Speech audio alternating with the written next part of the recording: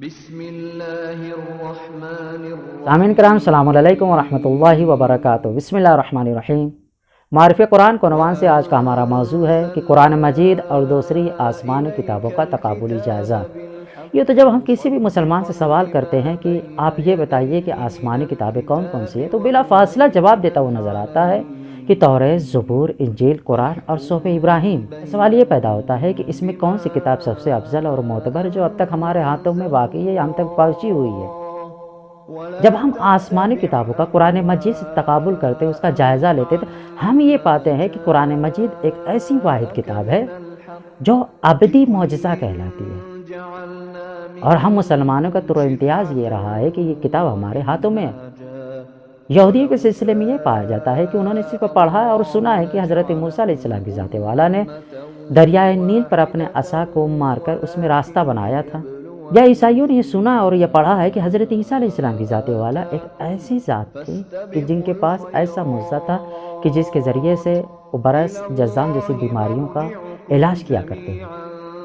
نابیناؤں کو بینائی عطا کیا کرتے ہیں۔ صرف پڑھا اور سنا، اور حتیٰ کہ ان لوگوں کے ہاتھ میں جو توریت، زبور، انجیل ان لوگوں کے ہاتھوں میں باقی ہے، یہ تحریف شدہ ہے، یہ اصل کتاب ان لوگوں کے ہاتھوں میں نہیں ہے۔ مگر ہم مسلمانوں کے پاس قرآن مجید جیسی معجزاتی کتاب آج بھی ہمارے ہاتھوں میں، جس کو ہم پڑھ رہے ہیں، سمجھ رہے ہیں، اس میں غور و خوض کر رہے ہیں۔ دوسرا، جب ہم قرآن مجید کا دوسری آسمانی کتابوں سے تقابل کرتے ہیں تو ہم یہ پاتے ہیں کہ قرآن مجید کے تمام الفاظ، آیتیں سب کے سب وحی کے ذریعے سے بیان کی ہیں، یعنی جبریل امین خداوند متعال کی طرف سے رسول خدا صلی اللہ علیہ وسلم کی ذات والا کے پاس آ کر وحی کے ذریعے سے القاء کیا، اس کو بیان کیا، اور جبکہ دوسری کتابوں کے بارے میں یہ نہیں ملتا ہے۔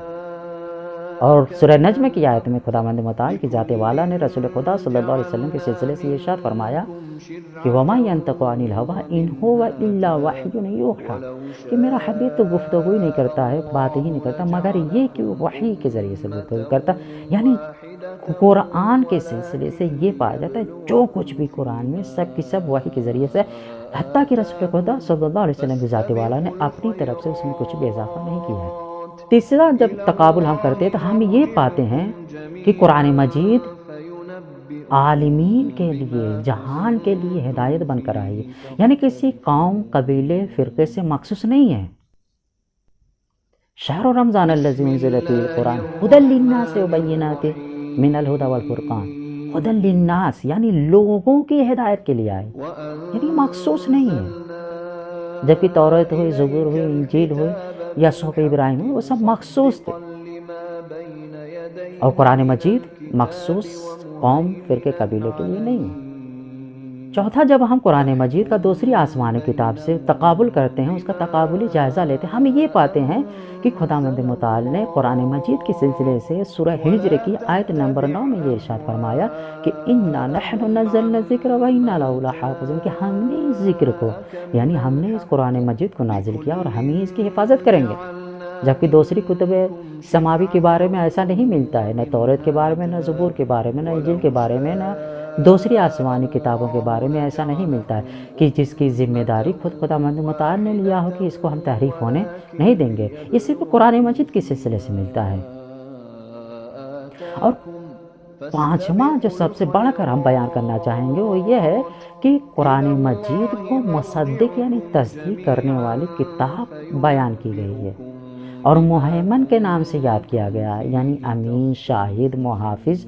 وغیرہ کو عنوان سے یاد کیا گیا، یعنی کہ یہ قرآن مجید اب پچھلی آسمانی کتاب ہو، چاہے توریت ہو، زبور ہو، انجیل ہو،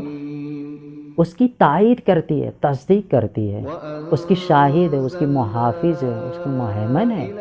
جیسا کہ سورہ مائدہ کی آیت نمبر 48 میں خداوند متعال کی ذات والا نے ارشاد فرمایا وَأَنزَلْنَا إِلَيْكَ الْكِتَابَ بِالْحَقِّ مُصَدِّقًا لِمَا بَيْنَ يَدَيْهِ مِنَ الْكِتَابِ وَمُهَيْمِنًا عَلَيْهِ، اور اے رسول، اے محمد، ہم نے یہ جو کتاب تمہاری طرف یعنی قرآن مجید کو بھیجا ہے، اس کو ہم نے حق کے ساتھ بھیجا ہے، اور اس کی خاصیت یہ کہ یہ مصدق ہے، یعنی پچھلی آسمانی کتابوں کی تائید کرتی ہے، تصدیق کرتی ہے، اور ان کے لیے مہیمن ہے، یعنی ان کی امین ہے، شاہد ہے، محافظ ہے، حفاظت کرنے والی ہے۔ بعض معترضین اس آیت کریمہ کے ذریعے سے اس بات کو ثابت کرتے ہیں کہ یعنی جب خود قرآن مجید تصدیق کرتا ہوا نظر آتا ہے اور دوسری آسمانی کتابوں کے لیے بے عنوان محمن ہے، تو اس بات کی گواہی دیتا ہے کہ دوسری آسمانی کتابیں تحریف شدہ نہیں ہیں، بلکہ جیسی تھی ویسی ہم تک پہنچی ہیں، اس میں کوئی رد و بدل اور پھیر نہیں ہوا ہے، وہ جیسی تھی ویسی ہم تک پہنچی ہے۔ تو ہم مختصراً یہ عرض کر دینا چاہیں گے کہ خداوند متعال کی ذات والا نے اس آیت کریمہ میں جو مصدق یا محمن کا استعمال کیا، یہ اس بات کی گواہی دیتا ہے کہ قرآن مجید اس بات کی تائید کرتا ہے کہ ہاں چاہے توریت ہو، زبور ہو، انجیل ہو یا صحف ابراہیم، سب کی سب آسمانی کتاب ہیں، اس کے تحریف نہ ہونے کے بارے میں گفتگو نہیں کر رہا ہے، بلکہ اس کے تحریف ہونے کے سلسلے میں سورہ مائدہ کی آیت نمبر 41 میں یہ ارشاد فرمایا وَيُحَرِّفُونَ الْكَلِمَ مِن بَعْدِ مَوَاضِعِهِ، یعنی کہ اس بات کی گواہی دیتا ہے کہ اس سے پہلے والی کتابیں کیا ہیں، تحریف ہو چکی ہیں۔ تو سامعین کرام، جب ہم قرآن مجید کا دوسری آسمانی کتابوں سے اس کا تقابلی جائزہ کرتے ہیں تو ہم یہ پاتے ہیں کہ قرآن مجید ایک افضل اور برتر کتاب ہے، اور یہ ایسی کتاب ہے جو تحریف نہیں ہوئی ہے، اور خود لفظ محمن کا استعمال جو خداوند متعال کی ذات والا نے سورہ مائدہ کی آیت نمبر 48 میں استعمال کیا، یہ اس بات کی گواہی دیتی ہے کہ قرآن مجید دوسری آسمان کتابوں سے افضل ہے، برتر ہے، لہٰذا ہمیں اس کتاب پر عمل کرنا چاہیے۔ آخر میں دعا گو خداوند متعال ہمیں اس معجزاتی کتاب پر عمل کرنے کی توفیق عنایت فرما۔ وآخر دعوانا الحمدللہ رب العالمین۔